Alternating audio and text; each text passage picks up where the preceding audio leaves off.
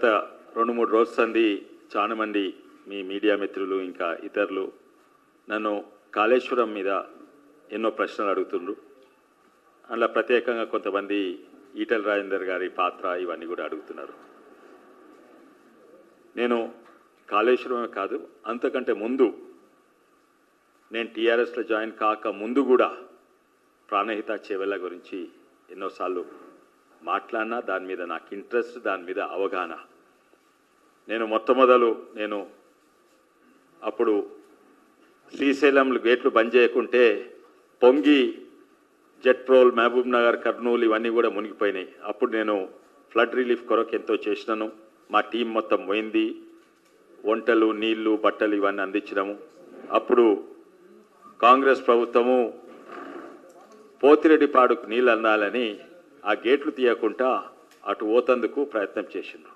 అప్పటి సంది నాకు కాళేశ్వరము, ప్రాణహిత చేవెళ్ళ ఇవన్నీ కూడా తెలుసు. అప్పుడు కూడా తెలంగాణ ఉద్యమం అప్పుడు మేము ఎన్నో చెప్పినాము.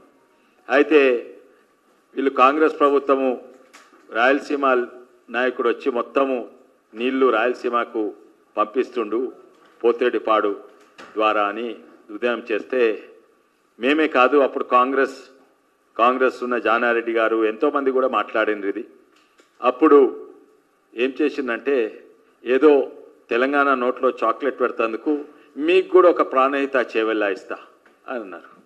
అంటే ఏమన్నారు చెప్పగానే చెప్పిండు, కృష్ణా ఇది ఆంధ్రాకి చెందింది, మీరు గోదావరి నీళ్ళు ఎన్నెన్నాన్ని తీసుకోండి, మీకు ప్రాణహిత చేవెళ్ళ ఇస్తా అన్నారు.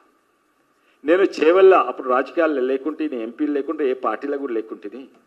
అప్పుడు నేను చేవెళ్ళ వాసుని, మా ఊరక్కడనే ఉంటుంది. నేను చెప్పిన ఏంటంటే, ఈ ప్రాణహిత చేవెళ్ళాన్ని అసాధ్యమైన ప్రాజెక్టు, ఇది తెలంగాణను నాశనం చేసే ప్రాజెక్టు. కాళేశ్వరం కాదు, ప్రాణహిత చేవెళ్ళ. ఎందుకంటే అప్పుడు 40,000 కోట్లతోటి అప్పుల పాలవుతుంది. మేము ఇంకో నీళ్ళ సుక్క అడగరాదు. ఎందుకంటే మా నోట్లో ఒక ప్రాణహిత చేవెళ్ళ అని ఒక చాక్లెట్ పెట్టేసిండు, నా నోరు మూసుకోవాల్సి వస్తుంది, మళ్ళీ ఇంకో ప్రాజెక్ట్ అడగరాదు, అండ్ ఇది అసాధ్యమైన ప్రాజెక్ట్ అని చెప్పిన. అది నిజంగానే అప్పుడు ఆ రోజులో చేసిన కాంగ్రెస్ ప్రభుత్వం అది చేవెళ్ళ వరకు నీళ్ళు తీసుకురావాలంటే నేను అప్పుడు లెక్కలు కూడా చూపెట్టిన. 2 లక్షల నుంచి 5 లక్షల రూపాయలు ఎకరానికి పర్ క్రాప్కు అంత అవుతుండే. నేనేమో తప్పు చేసినా అని ఎన్నో విధానంగా లెక్క చేసేస్తే ఎటు చూసినా కూడా 2-2.5 లక్షల కంటే ఎక్కువ కరెంట్ బిల్ మెయింటెనెన్స్ ఉండే. ఇదేది కాళేశ్వరం కాదు, ప్రాణహిత చేవెళ్ళ, అంబేద్కర్ ప్రాణహిత చేవెళ్ళ ప్రాజెక్ట్. అయితే నేను వ్యతిరేకించిన అప్పుడు ఇంజనీర్స్ అందరూ కొంతమంది ఇప్పుడు లేని వాళ్ళ గురించి మాట్లాడలేదు కానీ, అయితే వాళ్ళు వికారాబాద్కి వచ్చేస్తే నేను చెప్పినాను ఏంటంటే, ఇది అసాధ్యమైంది, మాకు అంటగట్టగండ్రి, పేరుకు మా ప్రాజెక్ట్ కానీ చేవెళ్ళ పేరు పెట్టని, చేవెళ్ళకు ఒక్క సుక్క నీళ్లు కూడా రాదు. చేవెళ్ళకి నీళ్ళు ఒకవేళ వచ్చినా కూడా దాన్ని 4 లక్షల ఎకరానికి ఖర్చు అవుతాయి. దానివల్ల 40,000 రూపాయల ఎకరానికి చేవెళ్ళ రైతుల జేబులో పెట్టండి అని ఎన్నోసార్లు చెప్తే, ఆ ఇంజనీర్లు కొంతమంది ఇంకా వాళ్ళ గురించి చెడు మాట్లాడారు. మీకేమన్నా తెలుసా? మీరు పేదల గురించి ఏమన్నా తెలుసా? మీకు పేదలకు దాహం అంటే ఏందో తెలుసా? మేమేమో నీళ్ళు ఇస్తుంటే నువ్వేమో ఆపుతందుకు అని అన్నారు. మీరు నిజంగానే నీళ్ళు ఇస్తుంటే నేను అప్పుడు పాపం, కానీ మీరు నీళ్ళు ఇస్తలేరు, మాయ మాట చెప్తున్నారు. ఇవన్నీ కూడా అది ఉద్యమం అప్పుడు. దాని తర్వాత ఇప్పుడు కేసీఆర్ గారి గురించి చెప్పినాం. కేసీఆర్ గారికి ఇదంతా కూడా అవగాహన ఉన్నది. దాని తర్వాత టీఆర్ఎస్ పార్టీలు జాయిన్ అయినా, దాని తర్వాత కేసీఆర్ దీన్ని నేను అనుకున్న రద్దు చేస్తాడు అనుకుంటే రద్దు చేయలేదు. పేరు మార్చింది, ఇంత డిజైన్ మార్చిండు. పేరు అంబేద్కర్ పేరు తీసేసి ఆయన సొంత పేరు పెట్టుకుండ్రు. కాళేశ్వరం అని మీరు చెప్పలేదు, ఈటెల రాజేందర్ చెప్పలేదు, హరీష్ రావు గారు కూడా చెప్పలేదు అనుకుంటా. అది సొంత కేసీఆరే పెట్టిండు. అంబేద్కర్ పేరు తీసి కాళేశ్వరం పెట్టి అదే ప్రాజెక్టు సేమ్ డిట్టో, కానీ కిందున్న తోక టేలెంట్ ప్రాజెక్ట్ అంటారు, ఆ చేవెళ్ళ తీసేసిండ్రు. అది ఉన్నా లేకున్నా అది అంతే ఉంటుంది. ఎందుకంటే చేవెళ్ళకు పెట్టినా పెట్టకున్నా ఒక్క సుక్క నీళ్లు రావు, చేవెళ్ళ వికారాబాద్కు రావు. కానీ ఇది తీసినట్టు కానీ ఆడ తుమ్మడి హట్టి నెత్తి తీసేసిండు. తీసేసి మళ్ళీ నీళ్ళు ఇది ఎందుకు చాలా మందికి తెలుసు, మీకు తెలుసు, మళ్ళీ నీళ్ళు కింది వారి మేడిగడ్డకు తీసుకొచ్చి మళ్ళీ రివర్స్ పంపింగ్. దాంట్లో మాత్రము కాంగ్రెస్ది ఆ డిజైన్ అంతవరకే కాంగ్రెస్ డిజైన్ బెటర్ ఉండే. కానీ అక్కడ మళ్ళీ నీళ్లు కిందికి రివర్స్ పంపింగ్. ఈ రివర్స్ పంపింగ్ నదిని ఉల్టా కింది నుంచి మీదికి ప్రకృతికి దేవునికి వ్యతిరేకము రివర్స్ పంపింగ్ చేసి ఇవన్నీ పిచ్చి పిచ్చి ప్రాజెక్ట్స్ ఇవన్నీ కూడా. కానీ ఒకటేసారి వారు చెప్పలేదు, ఎవరు కేసీఆర్ గారు మొత్తం డిజైన్ రివీల్ చేయలేదు. ఇది చేద్దాము, మంచిగా ప్రజలకు లాభం అయ్యేటట్టు చేద్దామని అన్నాడు. ఆ రోజుల్లో నన్ను దాదాపు 10 మీటింగ్లు కాళేశ్వరం గురించి నన్ను ఎంపీగా, బహుశా నేను ఒక్కనే ఇంజనీర్ ఉంటేనేమో నన్ను పిలుస్తూ ఉండే, ప్రతి మీటింగ్కు నేను పోయినాను. కానీ ఆ మీటింగ్లో ఒక్క మీటింగ్లో కూడా అంటే జనరల్ ఇష్యూస్, స్పెసిఫిక్ ఇష్యూస్, అప్పుడు విద్యాసాగర్ రావు గారు ఉండే, మన పెద్దలు రంగారెడ్డి గారు ఉండే, రంగన్న రిటైర్డ్ ఇంజనీర్ కానీ చాలా రెస్పెక్టెడ్, ఇప్పుడు ఇద్దరు కూడా లేరు, రంగన్న అని పిలిచేది. ఇంకా 10 మంది అష్టదిగ్గజాలు ఉండే, ఓ జోకర్ ఉండేది, ఓ పద్యాలు వాడేటోడు ఉండేది, ఓ తెల్లోడు ఉండేది, ఓ నల్లోడు ఉండేది, నావసుంటూ ఇంజనీర్ ఉండేది, ఓ అష్టదిగ్గజాలు ముంగట పెట్టుకొని ఆ లొకేషన్ ఏంటైనా ఇది ఉండేది, ఏది పెద్ద స్క్రీన్, ఏది గూగుల్ ఎర్త్ స్క్రీన్ పెట్టుకొని చూపెట్టేది. ఆ మీటింగ్లలో నేను తప్పకుంటుంది ఆ టెక్నికల్ ఇష్యూస్ డిస్కస్ చేసేది. దాంట్లో టెక్నికల్, ఫైనాన్షియల్, కాస్ట్ అన్ని ఇష్యూస్. అండ్ మీటింగ్ అంటే ఒక గంట మీటింగ్ కాదు, 9 గంటలు, 10 గంటలు, 12 గంటల మీటింగ్, ఇవన్నిట్లో నేను ఉంటుంది. ఒక్కసారి కూడా ఈటల గారు కనబడలేదు. బహుశా నాకు యాదికున్నంత వరకు హరీష్ రావు కూడా కనబడలేదు. ఇది మొత్తము డిజైన్ కేసీఆర్ గారి డిజైనే మాత్రం. ఇంజనీర్ ముంగట పెట్టుకునేది సగం మందో 90% అంటే తందాననేటుంది. కొన్ని నాకు కూడా తనకు నిజంగానే జనరల్ నాలెడ్జ్ బాగున్నది కేసీఆర్ గారికి. నేను ఇంజనీర్ గుండి నేను అట్లా ఆలోచించలేదు కొన్ని విషయాలు. ఇంజనీర్లను పిలిచేది, ఇగో ఇక్కడి నుంచి ఇక్కడ నీళ్ళు వస్తున్నాయి, ఇక్కడి నుంచి ఇక్కడ నీళ్ళు పోతాయి, ఇక్కడి నుంచి కెనాల్, మళ్ళీ ఇక్కడి నుంచి కెనాల్కి ఇక్కడ, దాని పక్కకే వాగుంది కదయ్యా, కెనాల్ ఎందుకు వేస్ట్, ఆ వాగులు అయితే ఎట్లయినా వస్తాయి, ఎందుకు ప్రజాసొమ్ము మనం కాపాడాలి.